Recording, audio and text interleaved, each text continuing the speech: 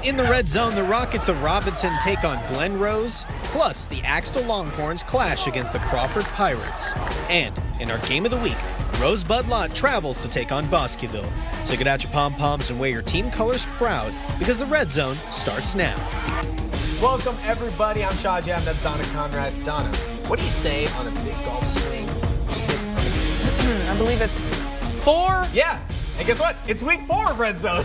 A little bit of a segue there. Are we excited? And you got the green jacket on today. I see what you did there. See that? Okay. I planned that. Sure you did. Well, you know what else I planned?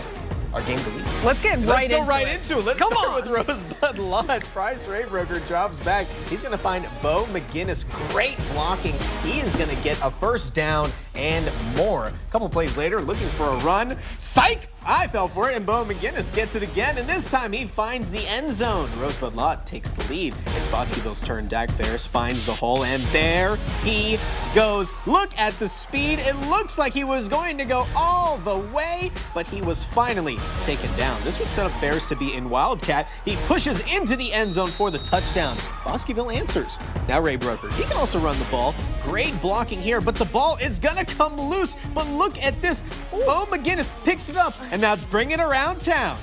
Bring it around town. Not only to get positive yards, but to get the first down. Raybroker would then hand it off to Zalon, who finds his way into the end zone. Rosebud Lot retakes the lead, and looking at the final, Bosqueville will come back and win this one 35-21. Last week, Franklin and Lorena squared off in a former 3A District 11, a.k.a. District of Doom matchup. Well, Lorena hosting another former District of Doom matchup, hosting the Cameron Yo Yeomen. Coming off an overtime win last week for the Yeomen, Cameron Yo looking to go and battle the Lorena Leopards.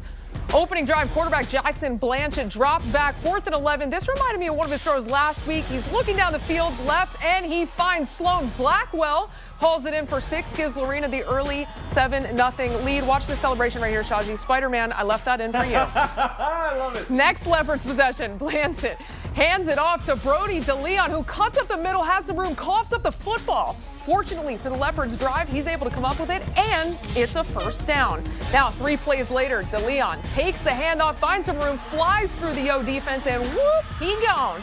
DeLeon finds the end zone, extends Lorena's lead, and look at this. He gets the crown on the celebration because he's the homecoming king. Fun fact. Crown. Later in the first, the Yeomen trying to get something going on offense, but quarterback Jacoby Scott loses the snap, gets tackled before he could fall on it, but it's Lorena's Parker Bottoms, scoops and scores.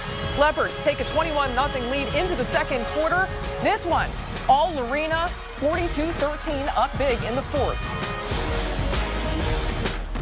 All right, this one, Navasota traveling up here to Waco, looking to get another win.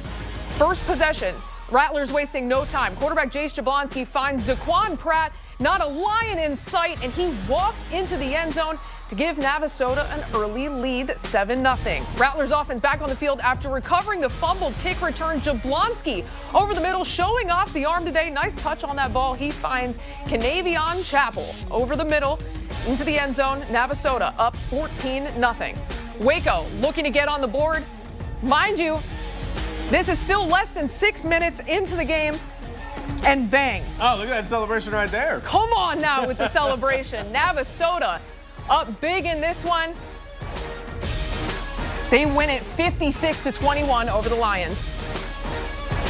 All right, coming off a 40-point win last week, the Axtell Longhorns travel to Crawford for a matchup against the undefeated Pirates. Starting off with the home team, Jackson Huey rolls to his right, easy pass to Ethan Rogers, and he finds open room down the sideline. He goes all the way into the end zone for the first score of the night. Pirates up 7-0.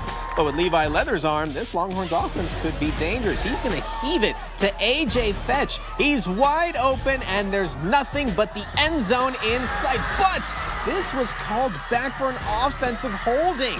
So it's going to be round 2. Leathers, he's going to turn to his right on this upcoming play, and Crawford's defense tries to be up front, but finds Fetch in the end zone once again. And looking at this one late in the fourth quarter, it looks like Axtell's going to come away with this one 34-7. The Whitney Wildcats travel to Merck Field and are looking for a win over the undefeated Rogers Eagles on the first drive of the game. Whitney running back Jonte Johnson takes the handoff, runs left, somehow finds an opening, and bursts down the sideline, gains 30 yards before a gang of Eagles take him down. Same drive, though. Johnson takes the handoff again. He's going to weave his way into the end zone for 20 yards there for the rushing touchdown.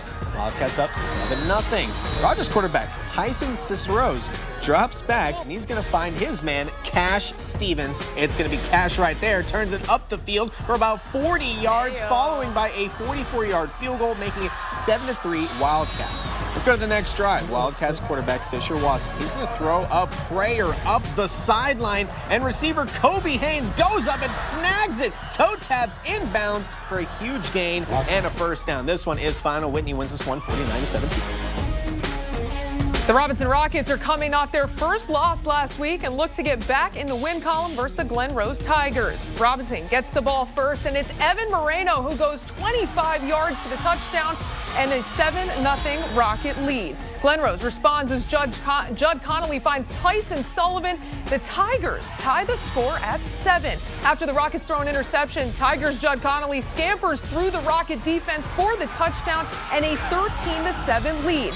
Next drive for the Tigers, and Connolly finds Sullivan once again for the touchdown and extends the lead 20-7. But as they say in Robinson, Rockets never quit. Do they really say that? And quarterback Bryce McCurdy finds Dylan Medlock down the sideline for the Rockets. Touchdown to make the score 14-20. After trailing at the half, the Rockets lift off into the second half and get the win over the Tigers 41-40. All right, everybody knows there's quite nothing like football in the fall. The smell of a concession stand and the taste of some popcorn and, of course, the sound of the band. So sit back, relax, and listen to our band of the week. None other than the University Trojans. The Red Zone continues next.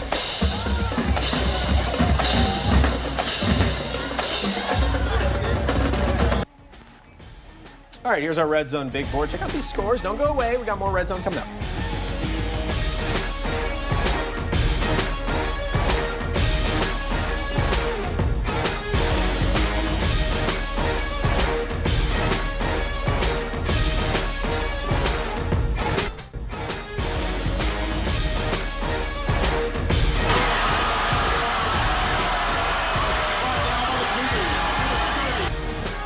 A loud crowd tonight. That's courtesy of both College Station and A&M Consolidated. Of course, for the Crosstown Showdown, both of these fan bases showing out. All right, well, the College Station Cougars need to win out to avoid the school's second ever season with more than 3 losses, while their crosstown rivals, the A&M Consolidated Tigers, look for their second win in a row and second ever win in the Crosstown Showdown. So let's take you down to C-Stat, where the Cougars, listen, this one always so much fun. Right off the rip, they get in the end zone and score to give College Station an early 7-0 lead. But the Tigers respond with just 3 seconds left in the quarter. Quarterback Holt Goodwin launched a deep ball to Braxton Owens, who shook off a defender and sprinted into the end zone, tying the game at 7. Into the second quarter, Tigers keep rolling. Goodwin handed it off to Jamarlon Mooring, who weaved through traffic and took it up the middle for a 50-yard touchdown run. He gone. A&M Consolidated takes the lead 14-7. And right before halftime, the Tigers struck again. Goodwin dumped it off to Cameron Roston, who followed a key block from the teammate Trayvon Truman. This one, Consol wins their second ever Crosstown Showdown. They beat College Station 38-21. All right, a Burleson County rivalry at Blue Jay Stadium as Snook looks for their first win against Somerville. We'll see if they can pull it off. Somerville gets the first points of the game, though. 17-yard run from senior running back Jakeith Daniels. The extra point puts the Yewas up 7-0 with 11 to go in the first quarter. Yewas again scoring on a huge 66-yard shovel pass from quarterback Andy Espinoza to Daniels again. Could I say he gone? Yeah, of course. He definitely gone. After a failed 2-point conversion, Somerville goes up 13-0 over the Blue Jays. Somerville strikes again, a 40-yard pass from Espinoza to Jaden Young. This one, all Somerville, 55-0 Yewas. All right, starting off the Bruceville Eddie Norman G game. Bruceville ISC getting $5,000 from T-Mobile for the Friday Night 5G lights. The Eagles attempt to strike first with Bruceville Eddie. QB Trey Gale attempts to throw to Zach Campos, but sight gets intercepted by Panthers. Cade Harris. He takes it being knocked out of bounds. Norman G couldn't capitalize there. They later get the ball back. Marshall Harris passes to Tyler Jackson Hunter, but surprise, another interception. Mateo Vale with the grab, finally brought down. Norman G comes away with the win here, 13-6. All right, the Mansfield Tigers make the trip down Interstate 35, take on Midway, who looks to stay undefeated on the year. Now, we go to Mansfield at Midway. Mansfield wins the toss on the Furs, just for Midway to fumble on the first play of the drive. Mansfield score with no trouble. As we're looking here, and it would be a back-and-forth game. Now, Mansfield would take the lead at first, but Midway does come back as they win this one 42-34. And here's our Red Zone Big Board. Don't go away. We're going into the final fourth quarter.